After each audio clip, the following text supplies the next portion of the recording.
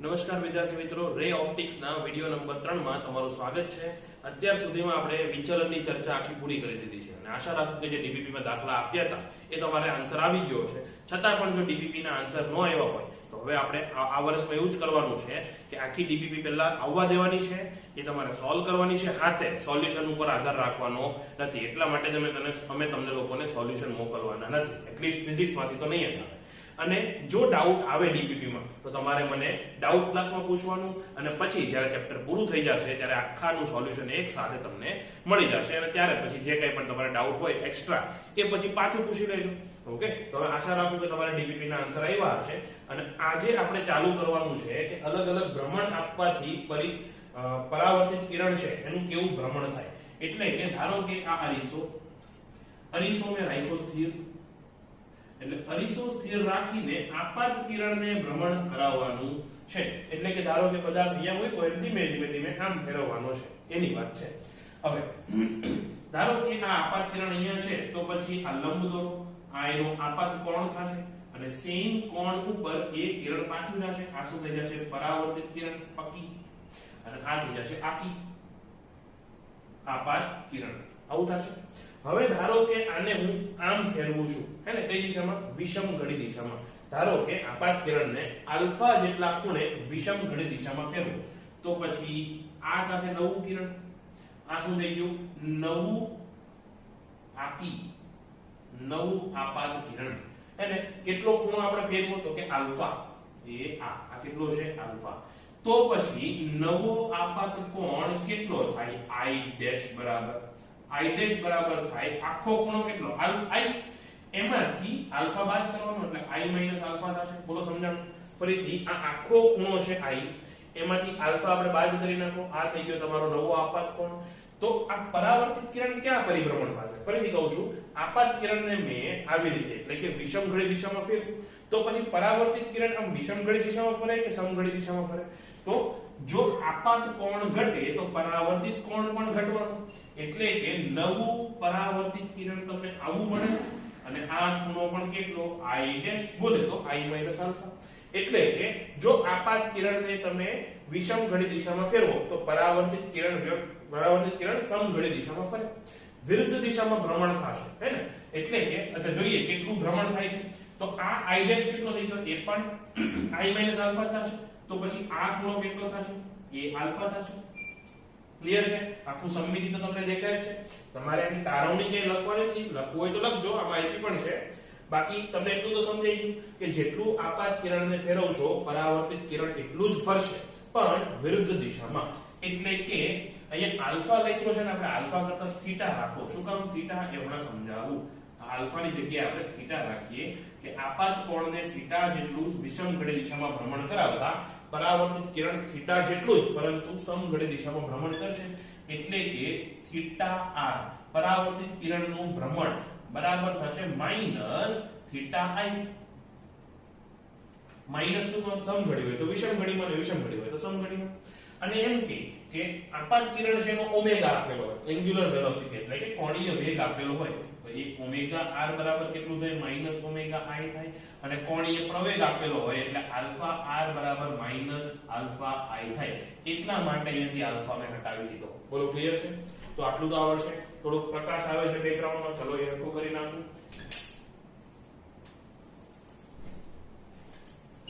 તો હવે દેખાય છે આલ્ફા r બરાબર થશે માઈનસ આલ્ફા I, અને બધું વિરુદ્ધ દિશામાં। ઓકે, ક્યારે?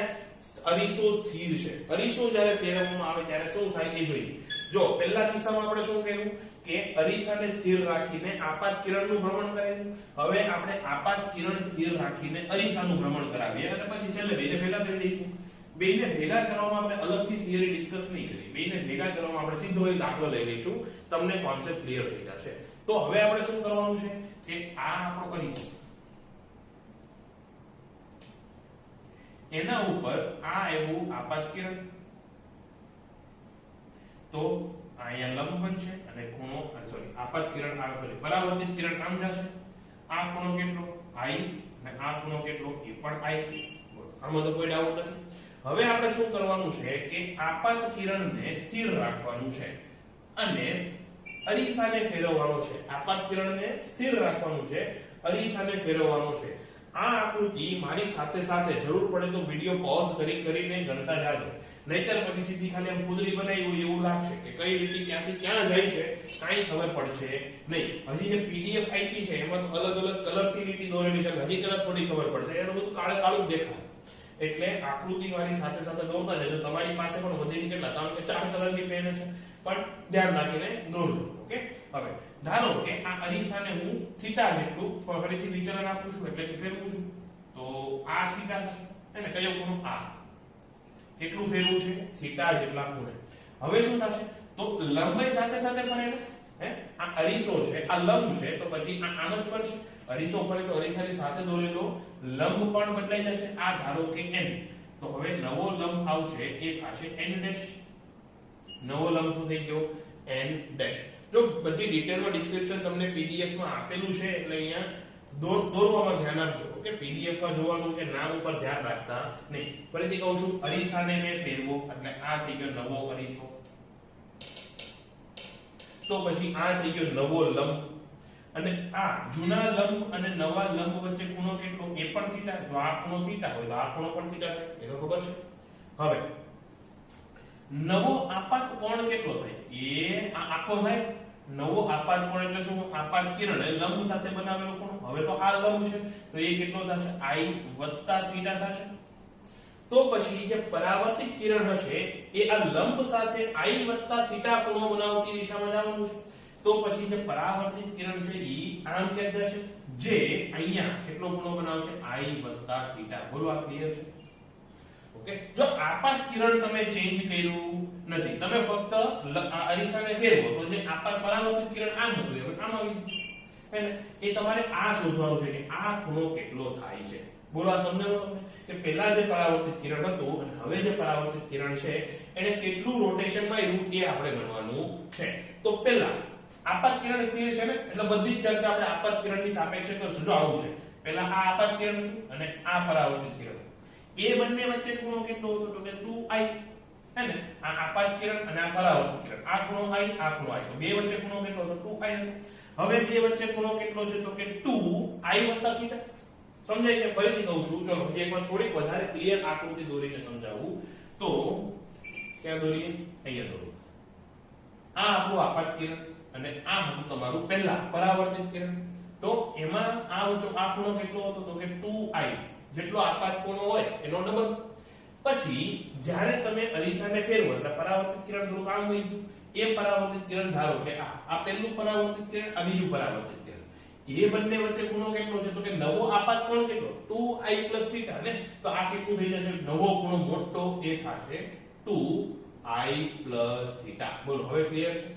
તો પછી આનું જે વિચલન આવ્યું એ શું કહેવાય, તો કે θr. θr એટલે તો કે રિફ્લેક્ટેડ જે કિરણ છે એનું વિચલન અથવા એનું ભ્રમણ.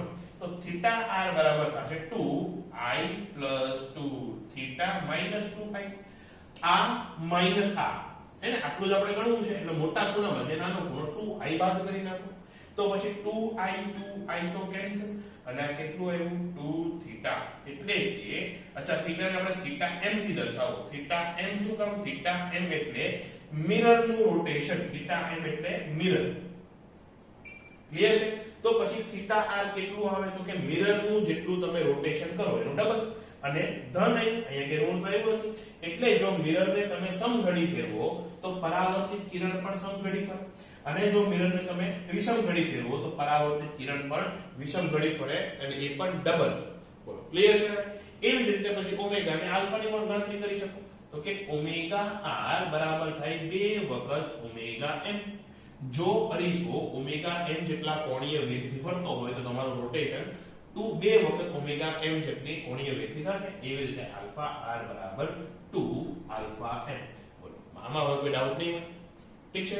તો કેટલી વસ્તુ યાદ રાખવાની છે કે જો અરીસો સ્થિર હોય અને આપાત કિરણ ફરતું હોય તો પછી પરાવર્તિત કિરણ વિરુદ્ધ દિશામાં અને સમાન મૂલ્યથી ફરે.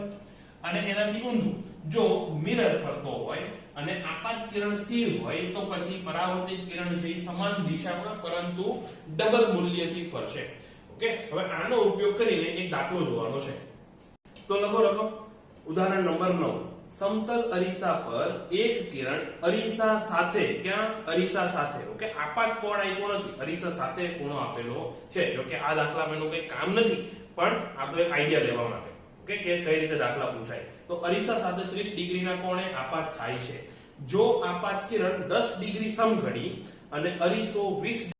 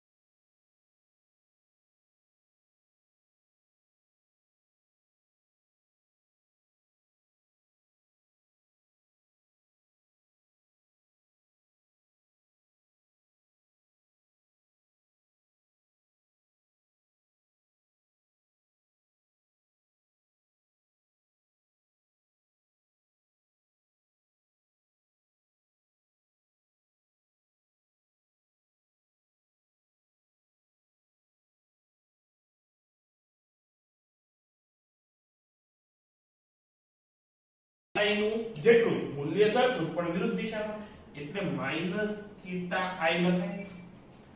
અને મિરર નું જે ભ્રમણ થાય છે એના કારણે સમાન દિશામાં પરંતુ ડબલ, એટલે 2 વખત થીટા એમ લખાય. અને ફરીથી કહું છું, તમને થિયરીમાં, સોરી, પીડીએફમાં એકદમ ડિટેલમાં આપ્યું છે કે આના કારણે આનું ભ્રમણ ને આના કારણે આનું ભ્રમણ. જો નો સમજાય તો બરાબર લખજો. અચ્છા, સમજાય જાય તો પણ બરાબર રીતે લખજો. અત્યારે કદાચ સમજાય જાય, ભવિષ્યમાં કદાચ વાંચતી વખતે નો પણ સમજાય, એકદમ શોર્ટમાં લખ્યું હોય તો બને એટલું ડિસ્ક્રિપ્શન લખીને લખજો. તો અહીંયા માઈનસ થીટા આઈ એટલે કેટલું? તો કે માઈનસ 10 ડિગ્રી વત્તા 2 વખત 20 ડિગ્રી. તો આ કેટલું થશે? આ થશે 30 ડિગ્રી. ધન આવ્યું કે ઋણ આવ્યું? ધન આવ્યું. એનો મતલબ આપણું જે પરાવર્તિત કિરણ છે એ 30 ડિગ્રી રોટેટ કરશે. ક્યાં? સમઘડી દિશામાં અથવા મિરરની દિશામાં. મિરરની દિશા તમે જે કંઈ પણ લીધી હોય, ઓકે, અત્યારે અહીંયા સમઘડી આપેલી છે સવાલમાં, એટલે સમઘડી દિશામાં 30 ડિગ્રી જેટલું ભ્રમણ કરશે. અહીંયા પ્રોપરલી લખવાનું. ઓપ્શનમાં તમને 30 ડિગ્રી સમઘડી, 30 ડિગ્રી વિષમઘડી બધું જ આપ્યું હશે, પણ આ રીતે તમારે પ્રોપરલી લખવાનું. સમઘડી વાળો જે આન્સર હોય એ જ માર્ક કરવાનો.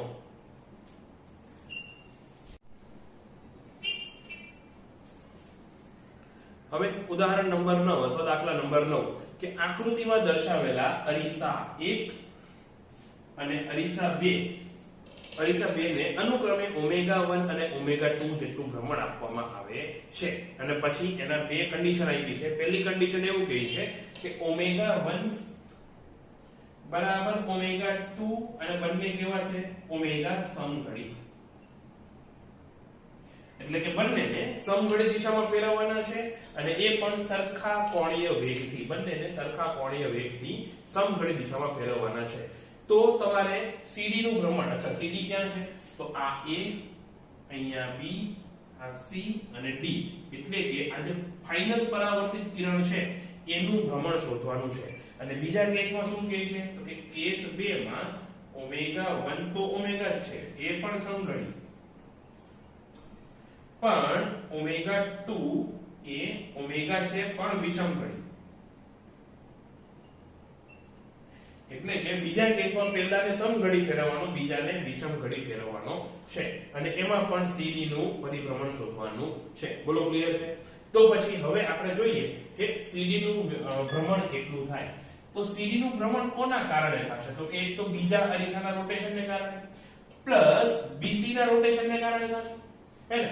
BC શું છે? તો કે CD માટે આપાત કોણ છે, પણ પહેલા અરીસા માટે તો પરાવર્તિત કોણ છે. તો પહેલા અરીસાનું જે રોટેશન થાય એના કારણે BC નું રોટેશન થશે. જો AB બદલાવાનું નથી, આપણે AB બદલાવાનું કીધું નથી, પણ પહેલો મિરર જ્યારે ફરશે ત્યારે BC તો બદલાશે, હેને? તો અરીસા 1 ને કારણે, અરીસા 1 ના લીધે લખવાનું, શોર્ટમાં પતી જાય. અરીસા 1 ના લીધે BC નું ભ્રમણ, અરીસા 1 ના લીધે BC નું ભ્રમણ કેટલું થશે? અરીસો ફરે છે, સમઘડી દિશામાં ફરે છે, તો ઓમેગા BC બરાબર 2 વખત આનું ડબલ થશે ને, સેમ દિશામાં પણ ડબલ, એટલે 2 વખત ઓમેગા થશે. ક્યાં? સમઘડી. ઓમેગા BC કેટલું થશે? 2 વખત સમઘડી દિશામાં. હવે CD નું ભ્રમણ BC અને આ બે ના કારણે થશે, તો BC ના કારણે, BC ના લીધે CD નું ભ્રમણ, BC ના લીધે CD કેટલો ફરશે? તો સમાન દિશામાં? ના, વિરુદ્ધ દિશામાં અને સમાન મૂલ્યથી.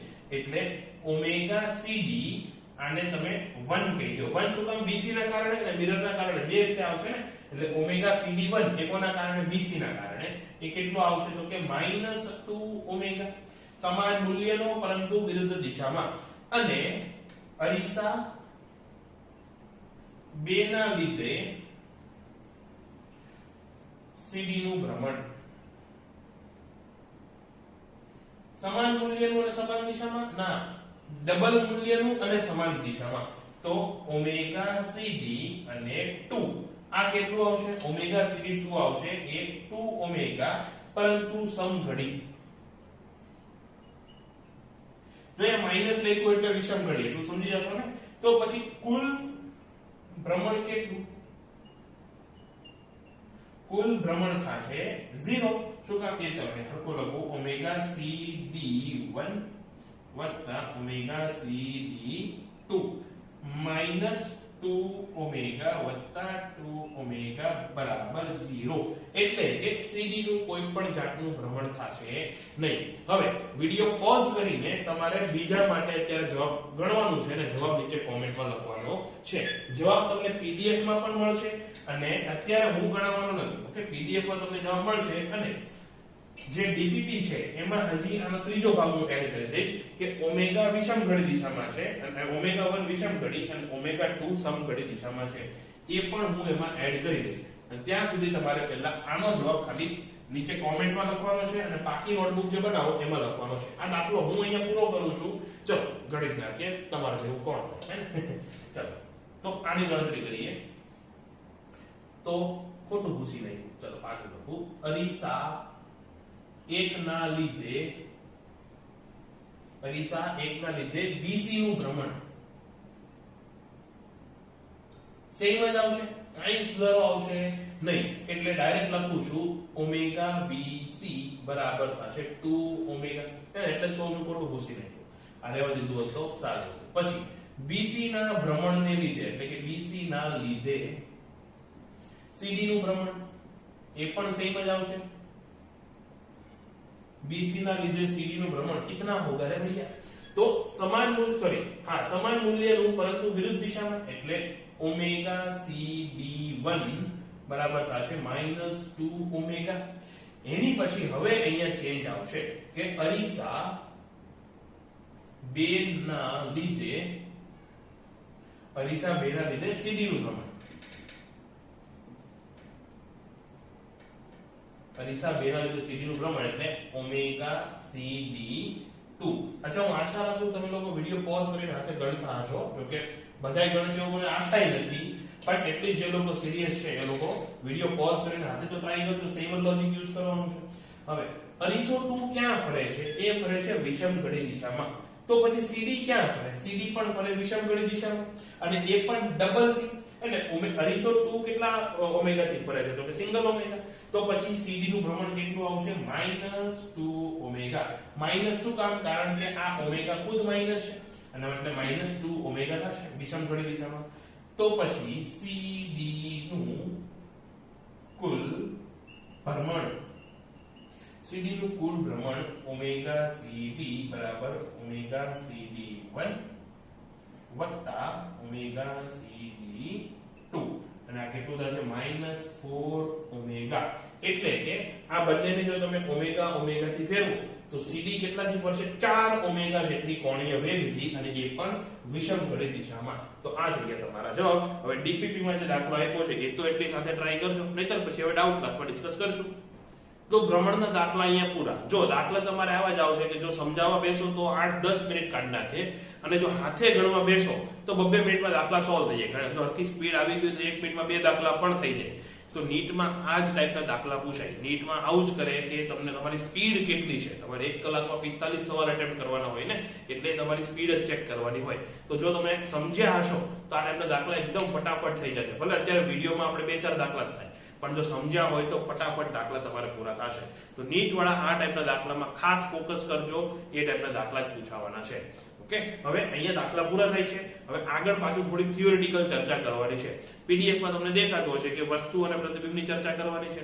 ડાયરેક્ટલી કોઈ સવાલ નથી પૂછવાનો કે વસ્તુ એટલે શું, કે આભાસી વસ્તુ કોને કહેવાય, વાસ્તવિક વસ્તુ કોને કહેવાય, એવું ક્યાંય પૂછાવાનું નથી. પણ હા, જ્યારે આપણે દાખલા ગણતા હશું ત્યારે એનો ઉપયોગ કરવાનો થશે, ત્યારે એને ઇન્ટરપ્રિટેશન કરવાનું થશે કે વસ્તુ અહીંયા આભાસી છે કે વાસ્તવિક છે કે જે કંઈ પણ હોય.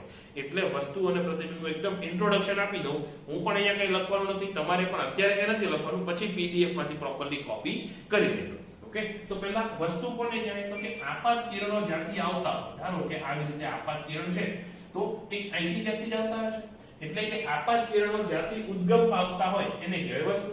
હવે જરૂરી નથી કે આપાત કિરણ ઉદ્ગમ જ પામતા હોય, એને એ વસ્તુના પ્રકારમાં આવશે. એની પછી વસ્તુના પ્રકાર તમને દેખાતા હશે. એમાં છે કે આભાસી વસ્તુ અને વાસ્તવિક વસ્તુ. તો જો ખરેખર કિરણો એમાંથી ઉદ્ગમતા હોય તેને શું કહેવાય? વાસ્તવિક વસ્તુ. હવે એવું પણ બને કે કિરણો કેન્દ્રિત થતા હોય. આ કેવા કિરણો છે? વિકેન્દ્રિત થાય છે. જો કિરણો વિકેન્દ્રિત થતા હોય એટલે વાસ્તવિક વસ્તુ. પણ જો કિરણો કેન્દ્રિત થતા હોય, ધારો કે આવા કિરણો છે એટલે આ. હવે વસ્તુ ગોતવી હોય તો આપણે શું કરીએ? કિરણોને પાછળ લંબાવી. આ કિરણોને પાછળ લંબાવો તો અહીંયા મળે ને. હવે આવા બે આપાત કિરણ હોય એને હું પાછળ લંબાવું તો પછી ઓલી બાજુ કે બંગાળ પહોંચી જાવ ને તોય આ બે કિરણો ભેગા થાય નહીં. એનો મતલબ વસ્તુ આમ નથી, વસ્તુ આમ છે. હવે જ્યાં કિરણો જાતા હોય ત્યાં જ વસ્તુ થોડી હોય, હે ને? એટલે આ કેવું છે? આભાસી વસ્તુ છે. એનો મતલબ આવું છે, ધારો કે અહીંયા કોઈ લેન્સ હોય એ આવી રીતે, તો આ લેન્સ માટે વસ્તુ ક્યાં મૂકી છે? આ બાજુ નહીં. એ લેન્સ માટે વસ્તુ તમે મૂકી છે આ બાજુ, અને એ લંબાવો તો આ શું થઈ જશે? એની વસ્તુ. અને આ કેવી વસ્તુ થઈ? તો કે આભાસી, નહીં એ આભાસી વસ્તુ. ઓકે, તો આ વાસ્તવિક વસ્તુ, આ આભાસી વસ્તુ. હવે વસ્તુ જો હું અહીંયા મૂકું એટલે તો વાસ્તવિક જ થઈ કે ધારો કે આ માર્કર છે અહીંયા પડી છે તો વાસ્તવિક વસ્તુ છે. આભાસી વસ્તુ કેવી રીતે બનાવી?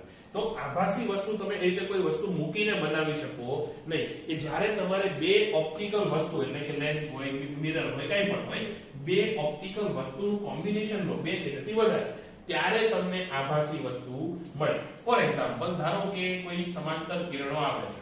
સમાંતર કિરણો ક્યારે આવે? કે જ્યારે તમારી વસ્તુ ઇન્ફિનિટી પર મૂકી હોય ત્યારે એ લેન્સ ઉપર પડે છે. હવે લેન્સનું કામ શું? કે એનું ધારો કે કેન્દ્ર લંબાઈ અહીંયા છે. આ બધું ભણી ગયા છો એટલે ભણાવું છું, બાકી મેં તમને આ બધું નથી શીખવાડ્યું, પણ ભણ્યા તો છો તમે. ઓકે, તો પછી આ અહીંયા કેન્દ્ર લંબાઈ ઉપર આવે તો ફોકસ કરશે. પણ કેન્દ્ર લંબાઈ આવે એની પહેલા ધારો કે મેં અહીંયા અરીસો મૂક્યો. ચાલો આપણે હવે વાકો અરીસો નથી મૂકવો, આવો અરીસો મૂક્યો. ચાલો એ સમતલ અરીસો મૂકી દીધો હોય તો શું થાય? તો ખરેખર તો પ્રતિબિંબ બન્યું જ નહીં. આ લેન્સ માટે અહીંયા પ્રતિબિંબ હતું. એ કેવું પ્રતિબિંબ? તો કે વાસ્તવિક પ્રતિબિંબ.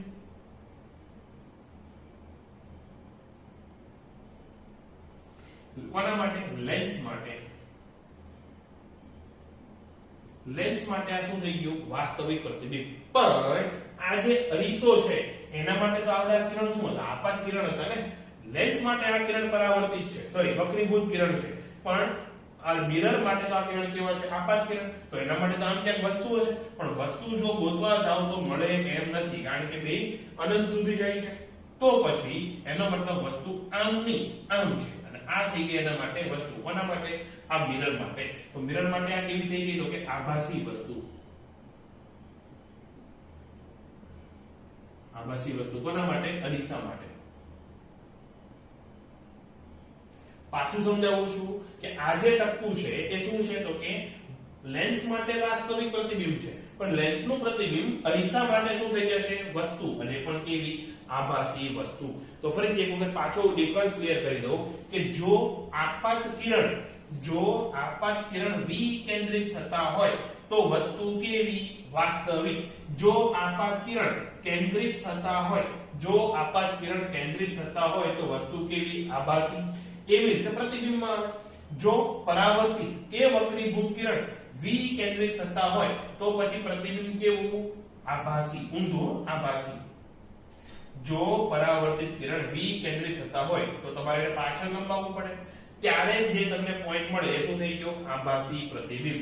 અને જો પરાવર્તિત કે વક્રીભૂત કિરણ કેન્દ્રિત થતા હોય તો આ શું થઈ ગયું? વાસ્તવિક પ્રતિબિંબ. ક્લિયર છે? ફરીથી કેન્દ્રિત હોય, કેન્દ્રિત કોણ? તો કે આપાત કિરણ. જો આપાત કિરણ કેન્દ્રિત થાય તો આભાસી વસ્તુ, અને જો આપાત કિરણ વિકેન્દ્રિત થાય તો વાસ્તવિક વસ્તુ. અને જો પરાવર્તિત કે વક્રીભૂત કિરણ કેન્દ્રિત થાય તો વાસ્તવિક પ્રતિબિંબ, અને વિકેન્દ્રિત થાય તો આભાસી પ્રતિબિંબ. આટલો એક ડિફરન્સ ખાલી મગજમાં ક્લિયર રાખજો. બાકી ઉપયોગ કરવાનો છે, ડાયરેક્ટલી ક્યાંય પૂછાવાનું નથી. હવે આજની છેલ્લી થિયરી છે જે છે સમતલ અરીસા વડે મળતું પ્રતિબિંબ. તો ધારો કે આ આપણો સમતલ અરીસો, એની ઉપર પાછળ જે કોટિંગ કરેલું છે, કોટિંગ દર્શાવવા માટે આપણે ડેટા કરી દઈએ. હવે સામે ધારો કે અહીંયા ક્યાંક વસ્તુ મૂકેલી છે O. હવે એનું પ્રતિબિંબ પહેલા હું તમને કહી દઉં કે પ્રતિબિંબ ક્યાં મળે? તો કે સમતલ અરીસા વસ્તુથી અરીસા ઉપર લંબ દોરવાનો. વસ્તુ ચલો થોડું લંબાવી દો અરીસાને એટલે તમને સમજાય. વસ્તુથી અરીસા ઉપર લંબ દોરવાનો, અને આ અંતર જેટલું હોય એટલું અંતર અહીંયા લઈ લેવાનું. આ અંતર જેટલું હોય એટલું અંતર અહીંયા લઈ લેવાનું. અહીંયા તમને મળશે એનું પ્રતિબિંબ. કે આ વસ્તુ મેં તમને પહેલા કહી દીધી. ખરેખર શું કરવાનું હોય? તો કે બે કિરણો લેવાના હોય, એ કિરણો પરાવર્તિત કરાવવાના હોય, પછી જોવાનું કે કિરણો તો ભાઈ વિકેન્દ્રિત થાય છે. વિકેન્દ્રિત થાય છે એટલે પ્રતિબિંબ કેવું? આભાસી. આભાસી પ્રતિબિંબ માટે કિરણને પાછળ લંબાવવાના. એ તમે લંબાવો કિરણ એટલે અહીંયા મળે. એનો મતલબ અહીંયા તમારે પ્રતિબિંબ મળે છે. પણ આવી બધી વસ્તુ આપણે ખબર છે, આવું બધું થાય આપણે ખબર છે. બાકી દોરવાનું કેવી રીતે? પહેલા પ્રતિબિંબ દોરી નાખવાનું, પછી કિરણો દોરવાના. પહેલા પ્રતિબિંબ દોરવાનું, પછી કિરણો દોરવાના. તમારી આકૃતિ એકદમ મસ્ત બનશે. ઠીક છે? તો કે આ વસ્તુ તમને બોર્ડમાં નીરવ સરે કીધી હશે, તો પાછી કહી દીધી. તો કોઈ પણ પ્રતિબિંબ લેવું હોય તો શું કરવું પડે? તો કે કોઈ પણ વસ્તુમાંથી બે આપાત કિરણ લેવા પડે. તો આ પહેલું આપાત કિરણ અને આ બીજું આપાત કિરણ. હવે ખરેખર જો તમારે એકદમ ઇજ્જતથી ગણવું હોય તો શું કરવું પડે? તો કે અહીંયા લંબ દોરવો પડે, પછી આ ખૂણો માપવો પડે આપાત કિરણ, અને એટલા જ ખૂણે આમ પાછળ લંબાવવું પડે, પછી અહીંયા એક લંબ દોરવો પડે, પાછો આ આપાત કોણ માપવો પડે, અને એટલા જ ખૂણે આમ લંબાવવું પડે. પછી જોવાનું કે બંને કિરણ શું થાય છે? વિકેન્દ્રિત થાય છે, એટલે એને પાછળ લંબાવવો પડે. પાછળ લંબાવવો એટલે આઈ પાસે મળશે. બોલો સારા. ઓકે, તો પછી અહીંયા શું કરશો? હવે આ દોરી દીધું. હવે અહીંયા માપવા બેસવાનું નહીં. એની કરતા આઈ થી આ બિંદુને જોડી દેવાનું. એ આમ નીકળી ગયું સીધું. એટલે અહીંયા આઈ થી આ બિંદુને જોડીને સીધે સીધું કાઢી નાખવાનું. હવે મારી પાસે ફૂટપટ્ટી નથી એટલે અહીંયા થોડો ઘણો લોચો લાગી. તમે ફૂટપટ્ટી લઈને પ્રોપરલી દોરજો. ઓકે, માપોની તો કઈ ને એટલું માપી દેવાનું. આ અંતર જેટલું છે એટલું જ અંતર આ રહે. ખાલી એટલું ધ્યાન રાખવાનું, બાકી સીધે સીધા બે લીટા ખેંચી દેવાના. એટલે હવે ખરેખર શું થાય છે? આ કિરણ અહીંયા આવ્યું અને પરાવર્તિત થઈને આમ લાગ્યું. આ કિરણ અહીંયા આવ્યું, પરાવર્તિત થઈને આમ લાગ્યું, અને બંને કિરણ વિકેન્દ્રિત હતા. આપણે એને પાછળ લંબાવ્યા એટલે આ ડોટેડ લાઈન બતાવવી પડે. તો આ ડોટેડ લાઈન, અને અહીંયા થઈ ગયું તમારું પ્રતિબિંબ. આવી રીતે સમતલ અરીસા વડે બિંદુવત પદાર્થનું પ્રતિબિંબ મળે. એ રીતે વધારેલો ઓબ્જેક્ટ હોય એટલે કે આવી રીતે. ધારો કે આ ઓબ્જેક્ટ છે તો એનું શું થાય એ આપણે પછી જોઈ લઈશું. હવે આની થોડીક લાક્ષણિકતા ચર્ચા કરી લઈએ કે સમતલ અરીસા વડે જે કંઈ પણ પ્રતિબિંબ મળે એની લાક્ષણિકતા કેવી હોય. તો એક વસ્તુ તો મેં તમને પહેલા જ કીધી પાટિયા બેહાડવામાં કે વસ્તુનું જેટલું અંતર હોય અરીસાથી વસ્તુનું લંબ અંતર, એટલે શું કહેવાય ને? વસ્તુ અંતર. લંબ અંતરની વાત છે, પછી એવું નહીં કહેતા અહીંથી અંતર માપવું છે મારે, કોઈ નહીં આપે, મારશે કોઈ.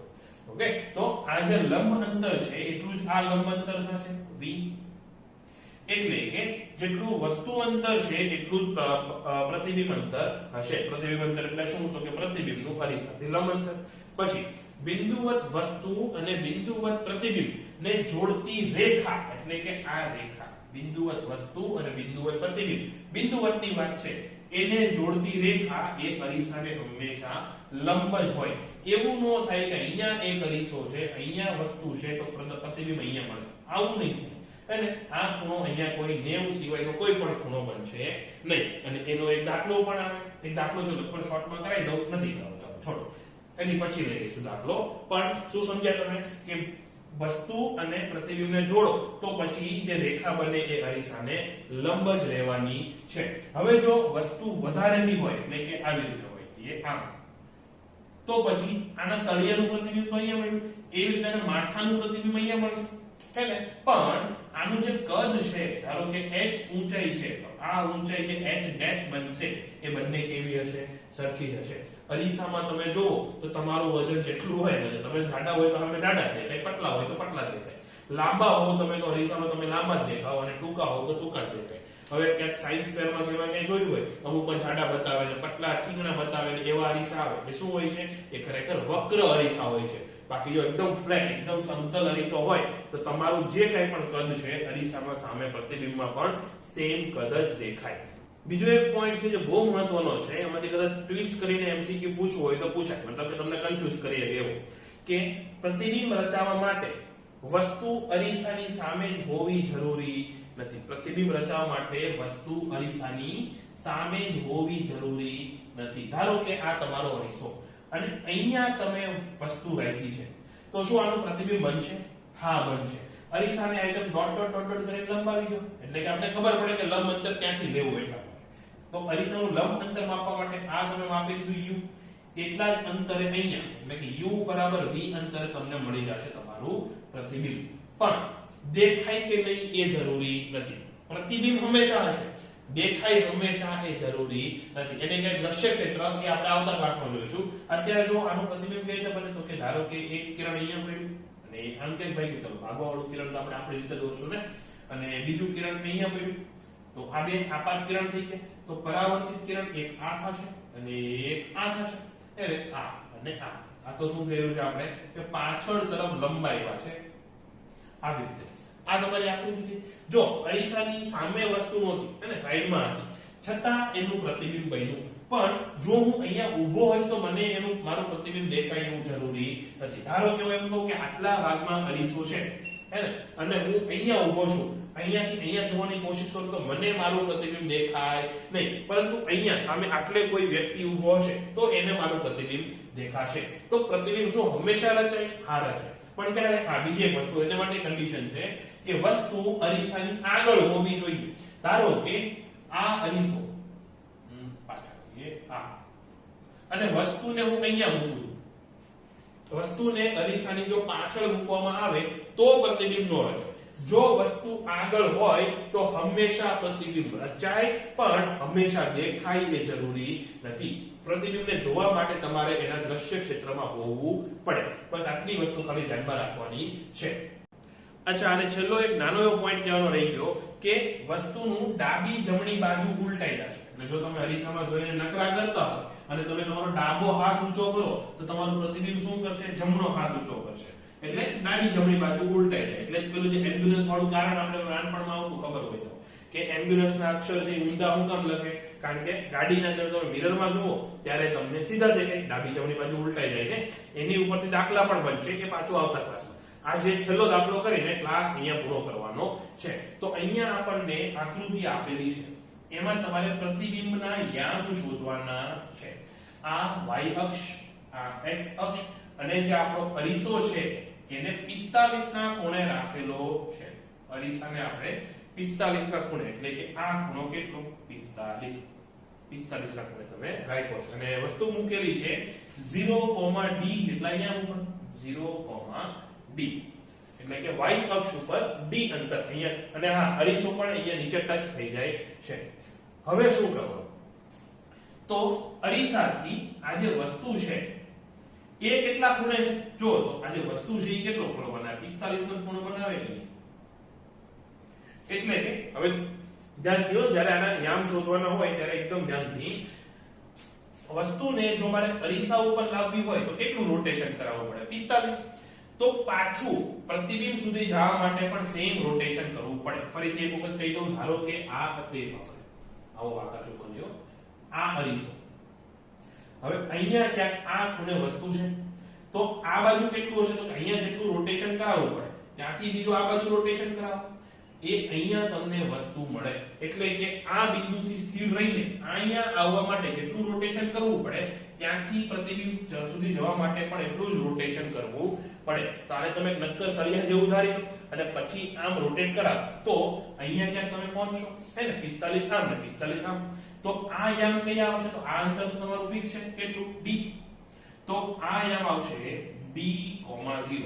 જો આનું કાઈ પણ સોલ્યુશન આવશે નહીં, આમાં એક્સ્ટ્રા કાઈ પણ લખવાનું આવશે નહીં. તમારે ખાલી સમજવાનું છે કે જેટલું રોટેશન વસ્તુથી અરીસા સુધી પહોંચવા માટે તમે કરો છો એટલું જ રોટેશન અરીસાથી પ્રતિબિંબ સુધી જવા માટે થશે. અહીંયા તો ઈઝી હતું કે 45 હતું તો 0, d નું d, 0 કરી નાખ્યું.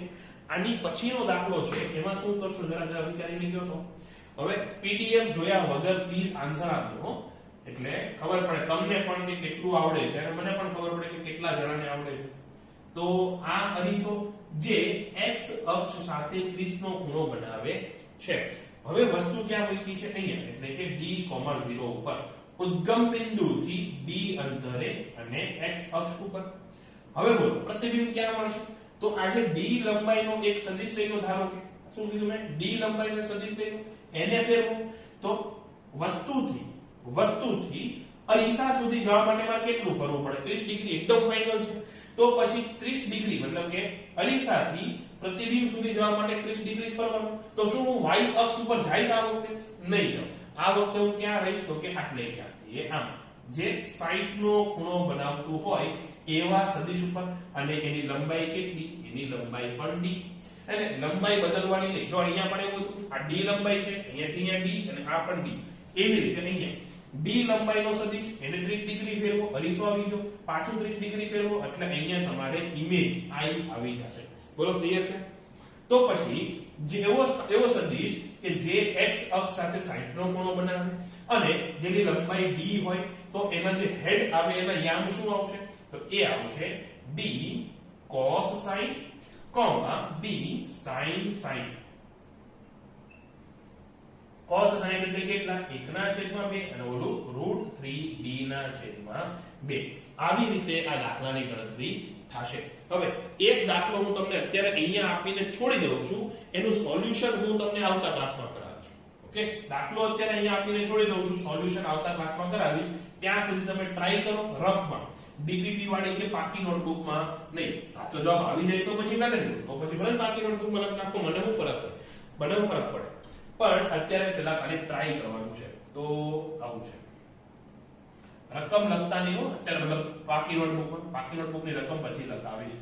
આ y અક્ષ, આ x અક્ષ, એમાં અરીસો અહીંયા રાખ્યો છે. આ આપણો અરીસો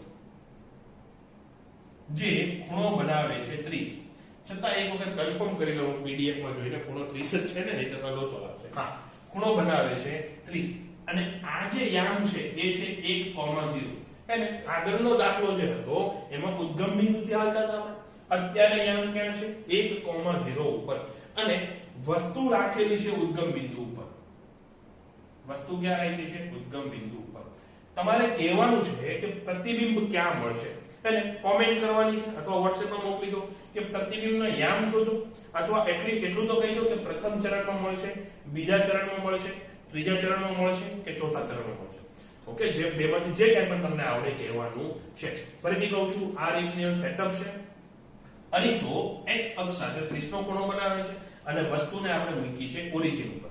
તો તમારે શું કહેવાનું છે કે એનું પ્રતિબિંબ કયા ચરણમાં બનશે, આટલું તો આવડશે.